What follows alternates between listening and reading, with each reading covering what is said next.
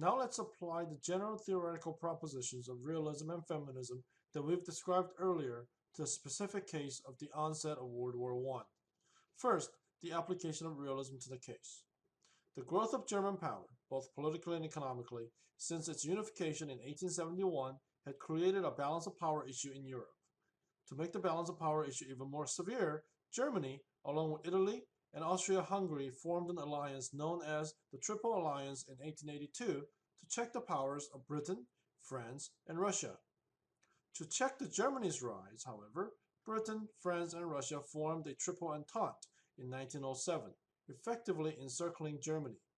By creating the Triple Entente, Britain, France, and Russia were able to externally balance against the rising Germany. Although the Triple Entente was thought to have balanced the rise of Germany, it actually contributed to a more acute case of insecurity in Europe, a case of security dilemma. The formation of Triple Entente increased Germany's fear and distrust. At the same time, Russia was also growing in power, which made Germany that much more fearful. In the end, both the external balancing by Britain, France, and Russia, as well as the internal balancing by Russia, contributed to increased insecurity in Europe. Finally, with Great Britain no longer being the hegemon in the region as well as globally, and the unduly aggressive nature of German domestic politics allowed the German government to pursue a path to enter into a general war at the first perceived threatening action of its adversaries, which was provided by the Russian mobilization that occurred following the assassination of the Archduke. The feminist explanation for the onset of World War I is quite simple, yet very insightful. The social construction of masculinity throughout history has associated manliness with aggression and competition. The international politics for much of the history of the world has been dominated by men, who have been educated to believe aggression and competition is a necessary component of manliness, which means that the core issues addressed in the international politics, war and security, are issues that have been very masculinized. The masculinized nature of these issues, combined with the fact that all decision makers of Europe, to include domestic politicians, were male during this time, meant that the decision makers were trapped in the familiar patriarchal discourse when it came to discussing the state of security for their states and the consequences of war initiation.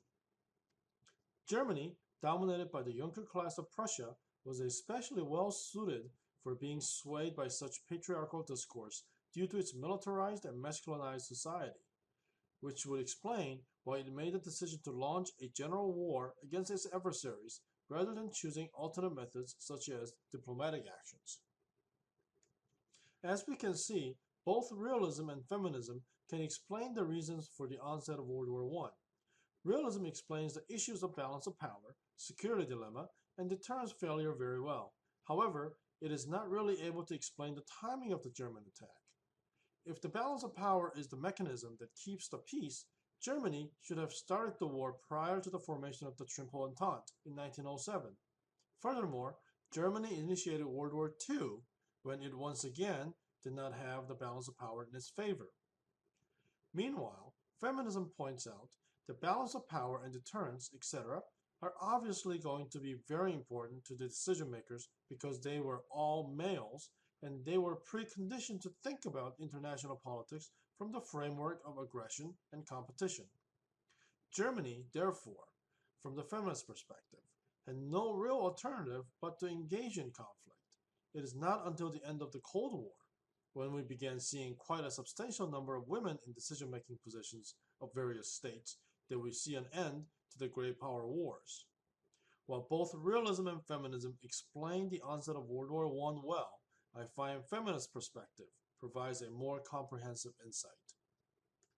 We are almost done, so hang in there with me. Now the conclusion. My argument has been that the feminist perspective of international relations explains the causes of World War I better than realism.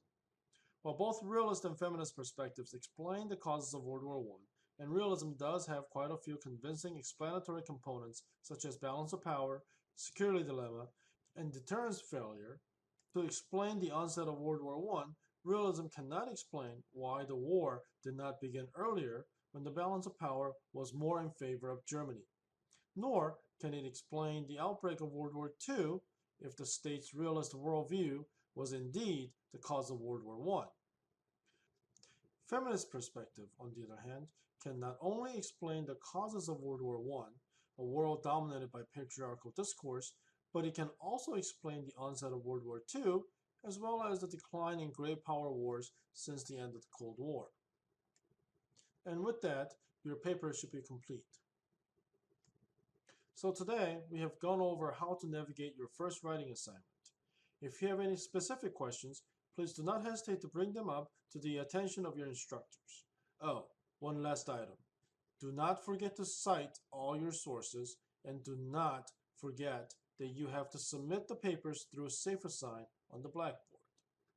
And with that, I bid you happy writing.